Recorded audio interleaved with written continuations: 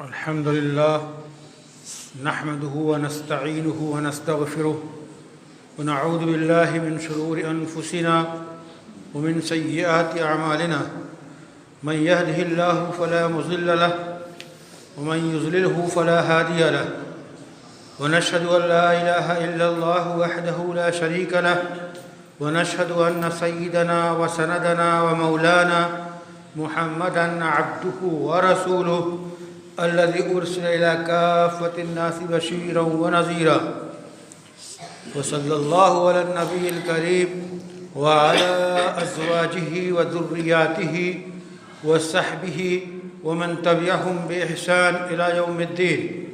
أعوذ بالله من الشيطان الرجيم. بسم الله الرحمن الرحيم. يا بني آدم قد أنزلنا عليكم لباسا يواري سوآتكم وريشا ولباس التقوى ذلك خیر. حضرات گرامی، اللہ تعالیٰ نے ارشاد فرمایا جس کا ترجمہ یہ ہے کہ اے انسانوں، اے آدم کی اولاد، ہم نے تمہارے لیے لباس اتارا تاکہ تم اپنی ستر پوشی کرو اور زینت حاصل کرو، اور تقوی کا لباس سب سے زیادہ بہتر ہے. علامہ زمخشری رحمۃ اللہ علیہ لباس کی تعریف کرتے ہوئے فرماتے ہیں کہ لباس کہتے ہیں ایسی چیز کو جو چھپے ہوئے عیب کو، ظاہری عیب کو اور کمی کو چھپا لے، اس کو کہتے ہیں لباس. تو لباس کی یہاں دو قسمیں ہیں. ایک لباس تقوی ہے. تقوی کا لباس یعنی اللہ کا خوف، اللہ کی ڈر اور گناہوں سے بچنا. تو یہ لباس تقوی انسان کو انتہائی قبیح اور بری چیز کفر سے، شرک سے، حسد سے، کینے سے، نفاق سے اور تمام برائیوں سے تقوی کا لباس انسان کو بچاتا ہے. اس لیے سب سے بہترین لباس انسان کی خوبصورتی، زینت، کامیابی کے لیے تقوی کا لباس ہے کہ ہر وقت اللہ تعالیٰ کا تقوی، اس کا خوف انسان پہ طاری رہے تاکہ وہ تمام بری چیزوں سے بچتا رہے. یہ ہے عالی شان، خوبصورت اور انتہائی عمدہ لباس. اور لباس تقوی کہاں سے آئے ہے؟ وہ اللہ کی طرف سے آتا ہے، وحی کے ذریعہ آیا. محمد عربی صلی اللہ علیہ وسلم پہ وحی یعنی کلام نازل ہوا، کلام الہی.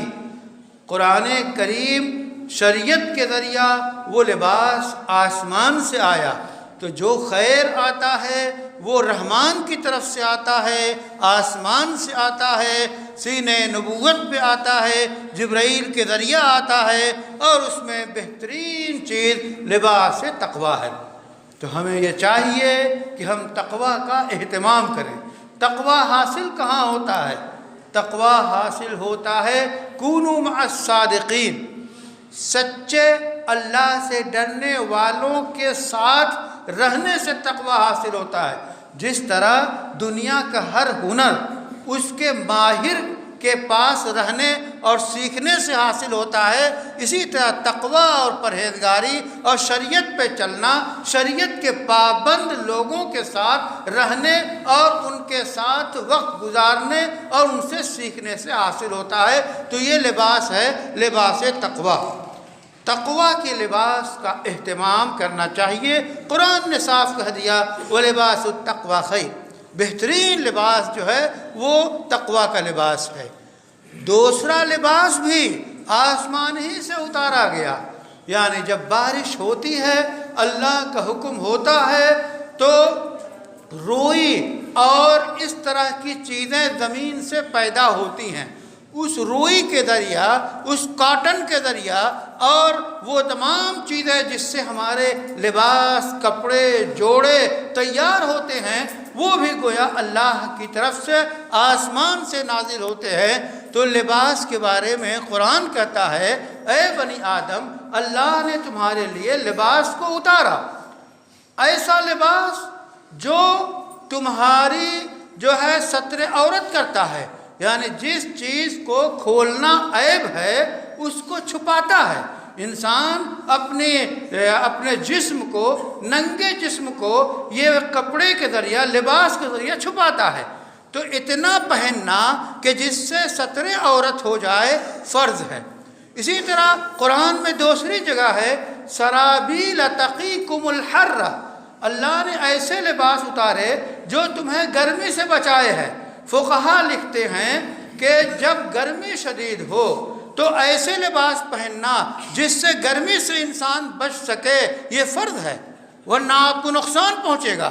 اسی طرح جب ٹھنڈ ہو تو ٹھنڈ سے بچنے کے لیے جو ضروری لباس ہے جس سے آپ ٹھنڈک سے بچ سکتے ہو، یہ ضروری ہے کہ اس کا پہننا اپنی صحت، اپنی جان کو بچانے کے لیے فرض ہے۔ تو ایسا لباس جو ستر عورت کرتا ہو، ایسا لباس جس کے ذریعہ نماز پڑھنا جائز ہو، ایسا لباس جس کے ذریعہ آپ اپنی جان کو بچا سکیں، ایسا لباس جس سے آپ اپنی صحت کی حفاظت کر سکیں، اس کا پہننا اور اس کا استعمال کرنا ضروری ہے۔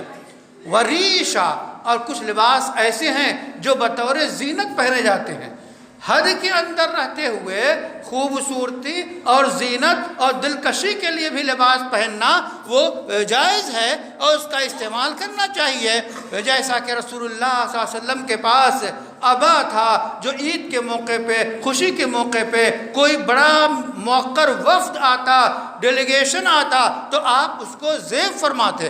تو خوبصورتی اور دلکشی کے لیے بھی ریشہ، ایسا لباس بھی پہننا چاہیے۔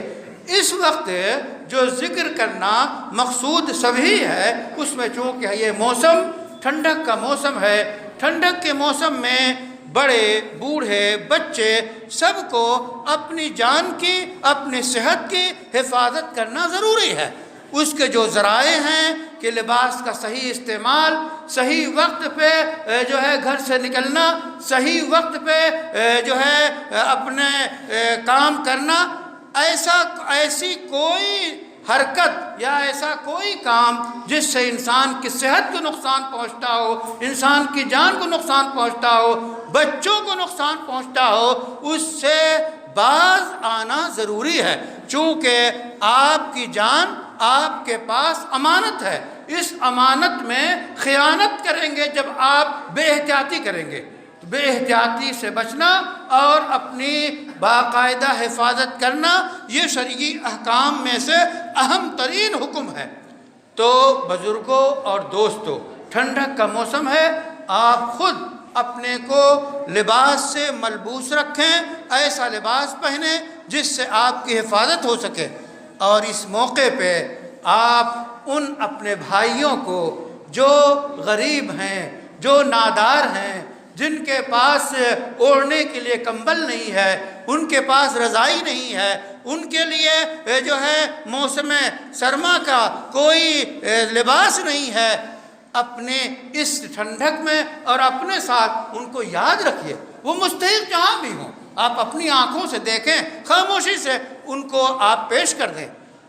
ہم نے بہت سے ملکوں کی رپورٹ پڑھی ہے کہ وہاں ایک کمرہ ہال بنا ہوا ہے، لوگ جو ہے قیمتی اچھے گرم لباس وہاں ہینگر میں ٹانگ کر چلے جاتے ہیں۔